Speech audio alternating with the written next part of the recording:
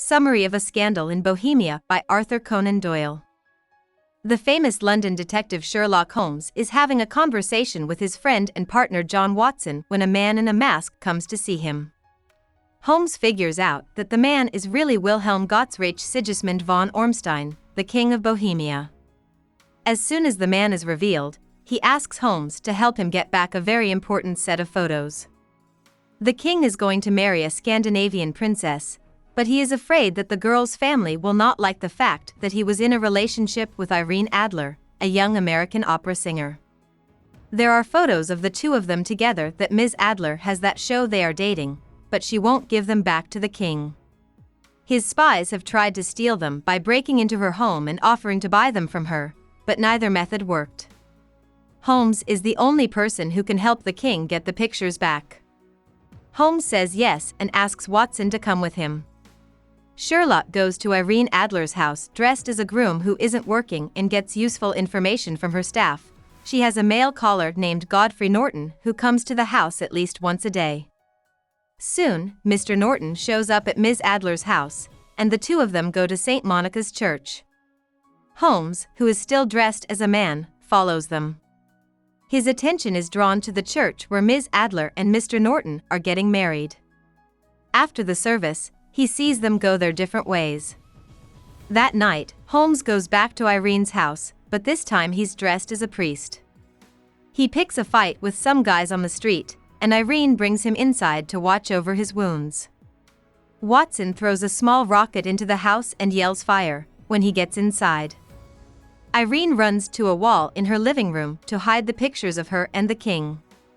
Holmes notices this and knows where the pictures are hidden. He tells her that the fire warning was false, and he later goes to meet Watson on the street. As the two guys walk back to 221B, Baker Street, they talk about how they will get the pictures early the next morning. As they near the front door, a young person goes by and says, "Good night, Mr. Sherlock Holmes." Holmes recognizes the sound but can't place it.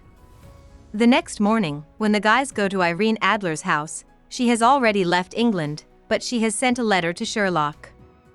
He fooled her into letting him into her house, and she tells him she quickly saw through his priest mask.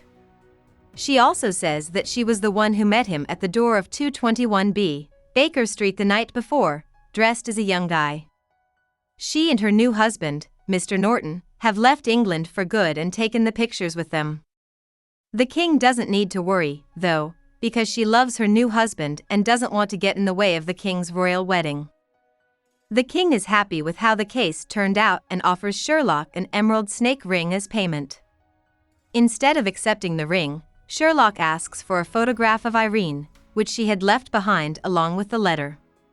He wants this photograph to serve as a reminder of the most unique lady he has seen in his life. About the author. Arthur Conan Doyle was born into a poor family with a drunk and mentally ill father. Doyle was able to get a good education, though, with help from his extended family. He finally got a doctorate in medicine. He would do different kinds of medicine for most of his early adult life. Doyle started writing as a hobby while he was in medical school. He had made up the character of Sherlock Holmes by 1886. People loved the figure, and Doyle soon found himself with a lot of money. But he felt like Holmes had put him in a corner and made it hard for him to write about other things, like his interest in spiritualism or the historical novel. Doyle had chosen to kill off Holmes by 1893. The reaction to this was so bad, though, that he had to bring the character back to life in The Hound of the Baskervilles, which became Holmes' best-known and most loved book. Doyle was a man with many different hobbies. He was active in politics, and after writing about the Boer War, King Edward VII knighted him, making him Sir Arthur Conan Doyle.